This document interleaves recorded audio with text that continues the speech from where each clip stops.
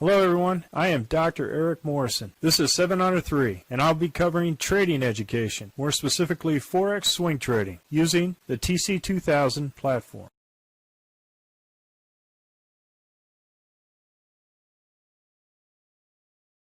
Hello, this is the weekend review for the 21 Forex currencies on 24 July at 4 p.m. Central Time. And I'd like to go over the week as far as each currency of the 21. And now I'm going to add a special currencies that I've been looking outside the 21 Forex currencies. And if you are interested in trading one of these other currencies with respect to more increase in margin, I'm going to go over these opportunities here after the 21. So starting off with the Aussie Dollar, Canadian Dollar.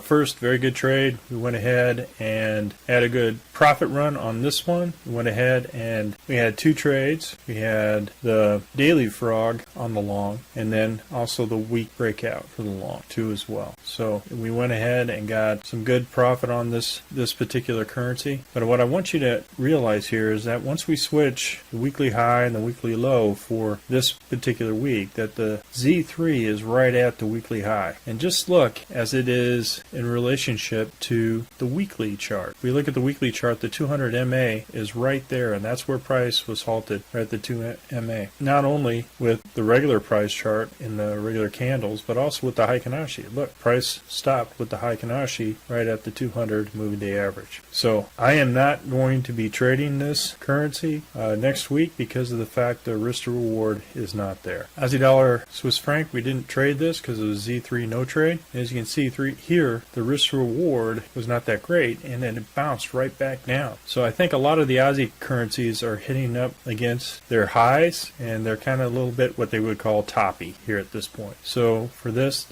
was a Z3 no trade.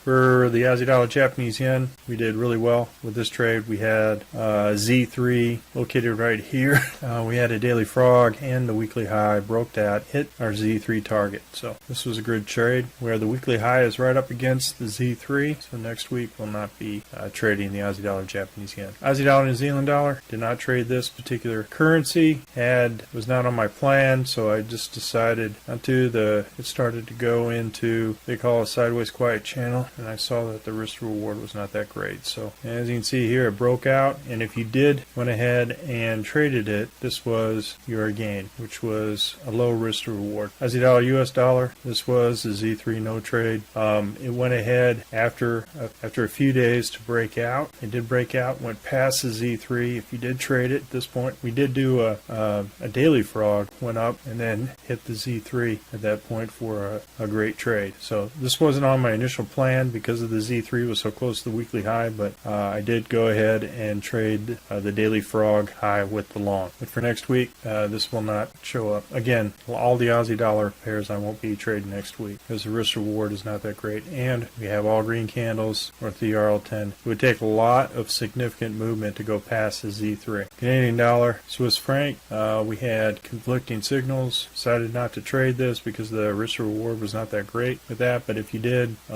would have got this as a particular gain from this if you had your buy to cover right here. So this would have been your gain for this particular currency. And all the Japanese yen, we were trading in both directions, and then what I immediately saw after we had this great trade with the daily frog and then the second position and then the third position at the RL10 was the 200 was up against Z3. And when you have something like this as part of an excursion, you make sure that you set that target right in that location, right at the low of Z3 right there, because this is definitely a hard position of resistance, hard level of resistance. And as you can see here, it went up and hit the Z3 up here. But if you look at this, look where price stopped. If you're right on the Z3, price halted right against that Z3. And the wider the Z3 excursion, the more resistance you have. And plus you had the 200 moving day average up there. And look, it rejected it wholeheartedly. It did a big bounce up against Z3 Z3 and the 200 go the other direction. Swiss franc, Japanese yen. This was a good trade. We used this as a Z3 excursion here, and we did 2 green candles north of the RL10, went back, came back, and stopped us out. So a little loss here, but a gain here. Your Aussie dollar. This was a phenomenal trade. Had 3 positions. Was here at first, went up, touched up the high as a short, came back down, hit this as a second, hit this as a third, and then a 4th position, and was hit our target at the Z3. Then what did it do? Bounced right back up with a vengeance. Right. So this is how important it is to have the stops in there in place, and to make sure that you have your targets in place, so that once it hits these extreme target versions, right, you get out of that trade. Euro Canadian dollar, did not trade this, but I went ahead and tracked this trade. It was had 2 green candles north of the RL10 right here for next week, so we're going to keep our eye on this. The Euro Canadian dollar is now starting to come out of its consolidation, which it's been in for a long period of time. This looks like a fry pan bottom, so there could be much more room to go to the upside on the Euro Canadian dollar. Euro Swiss franc, did not trade this because it was a Z3 no trade there with low risk reward. I did do, because of the green candles, did do a daily frog to the upside, but as you can see here, I got out of it pretty quick because it was a week long. Remember, it's all south of the RL10, so doing this is kind of a week, and plus the risk reward would be right here, in addition to this being the target for this. So got out of there as soon as I went in there. I realized that was not a good trade to do, even if I was testing it there. So got out of the Euro Swiss franc, and we'll see what happens next week with it going to the long side. Again, the bias will be to the long side, and as you can see right here, it'll be another no trade because the risk reward is not that great. Euro Japanese yen, we had a trade that we were stopped out early in the trade. Still had a profit, however, but as you can see here, what you can do is consider maybe putting a daily frog above this in case it decides to go up towards the Z3. If it has more energy to continue to go forward and it's following this RL10 with a big slope up, you might want to consider seeing if you could get some extra profit out of that, at least get to the next Z3. And as you can see here on the Heikin-Ashi, as soon as it touches the Heikin-Ashi, because these are calculated differently based on the average of price, as soon as the Heikin-Ashi hits the Z3, this should be an indication to you that this is starting to fade.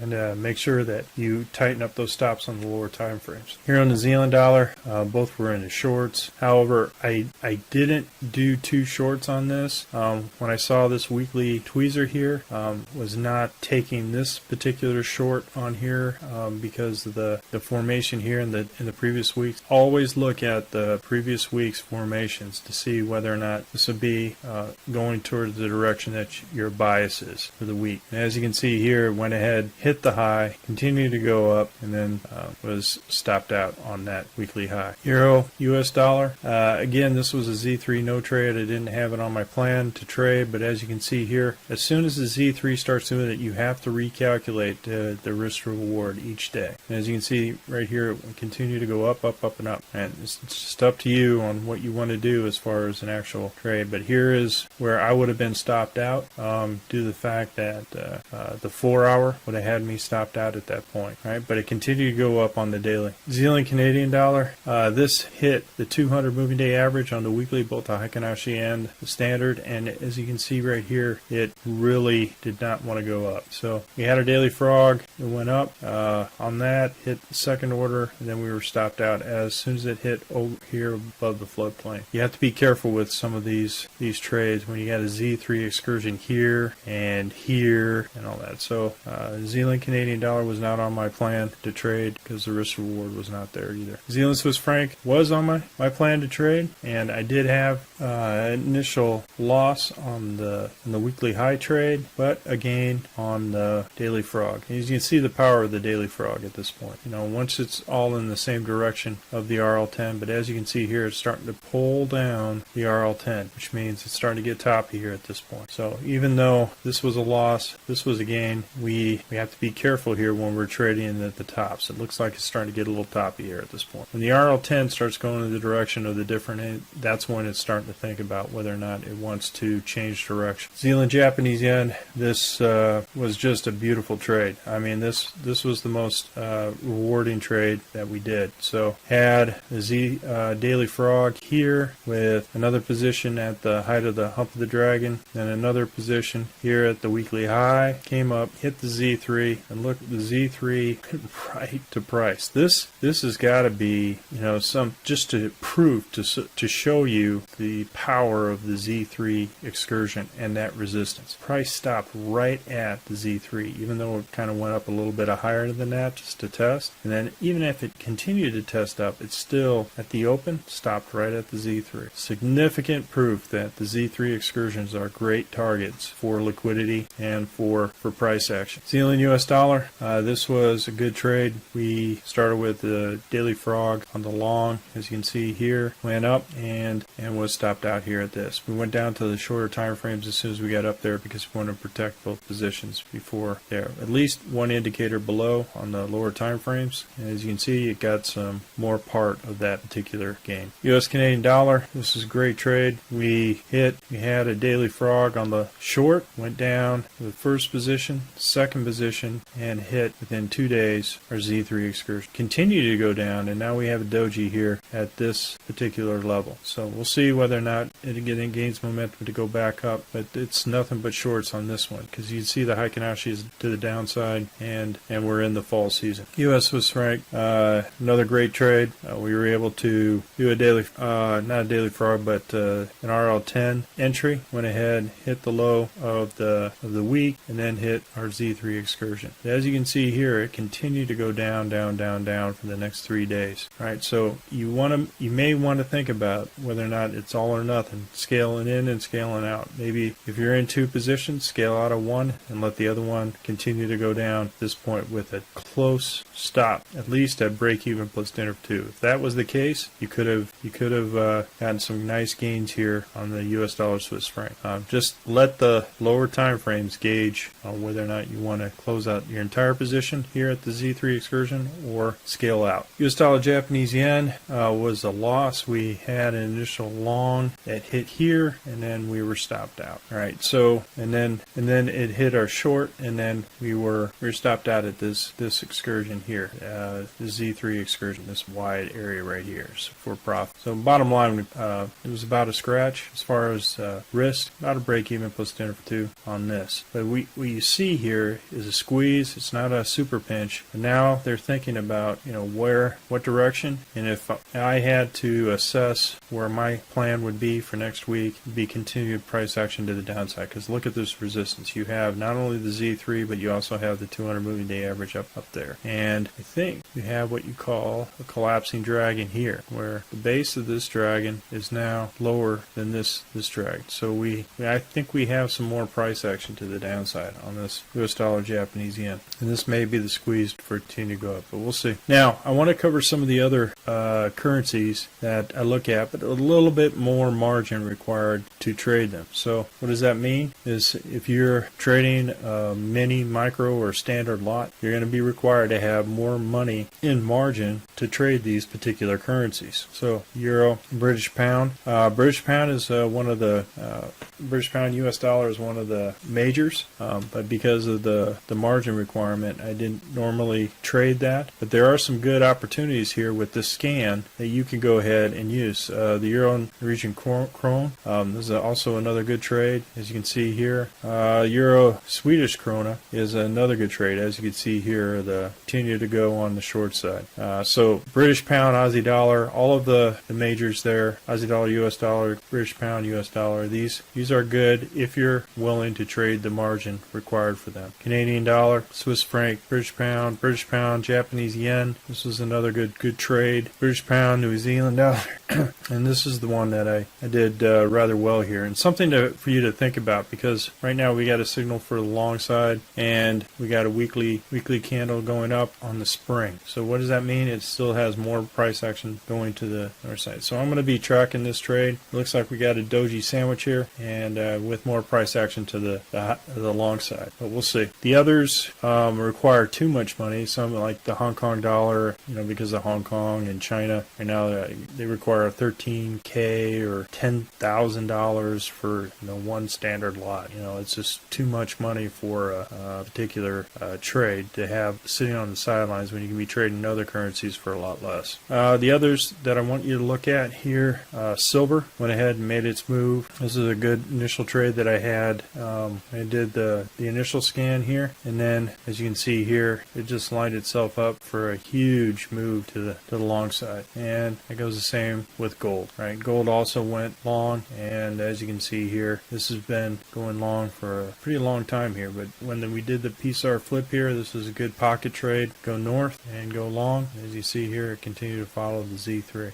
So gold and silver also require a specific amount of margin that require that if you want to trade that with the currencies, but they're also available to do it. But these are the currencies that I'm going to be looking at and scanning for opportunities here, this particular scan. And again, hat tip to Rick Weiss, Danny Beniar for programming this scan and making it a lot easier to determine which longs are out there. Right now for next week, we've got Euro, US dollar, British pound, US dollar. This is a really good one to watch. And then gold, as you can see here, but it's right up against the Z3. So has a lot more area to go till it hits the Z3 on the weekly, but right now you have to be careful. The trending market has already started. So to play catch up with this, you're chasing the currency. I don't recommend that. On the shorts side, we have the US dollar Swiss franc, as you can see, in a really good markout trade going to the short side. But it's hitting the Z3 on the weekly out there, so it may not be. We want to wait for a good pullback before we go short again on the US dollar Swiss franc. We always trade, in this case, this is a collapsing drag. And you can see with the US dollar Swiss franc, we're at the same lows that we were during the initial phases of the coronavirus. But this is a clear depiction of a collapsing drag. Went from spring back to winter, and this low of the dragon below its belly, look at all of that great shorts. All you had to do was go short, short, short, short, short, short, do short trades during this entire, how many weeks? During these 7 weeks, all you had to do is shorts, and you would have at least caught some of the meat in the middle on these, right? So this was great trades to start thinking about in terms of going short. Well, folks, that's all I have for the week in review, and I gave you a little insights to some of the other currencies that I'm going to be looking at. I'm going to be sticking with the main 21 currencies for the speed run. If you have any questions, don't hesitate to email me. We are conducting a Forex bootcamp and a Forex intermediate course. If you're interested, click on the link below. And remember, ruthless risk management. Have a great weekend, everyone, and I'll see you on Sunday. Well, if you like this video, go ahead and hit the like button below and the subscribe button. And if you want more information on TC2000, I have an affiliate link below. If you open up a TC2000 account, you will receive a $25 discount using that link. Thank you for your time.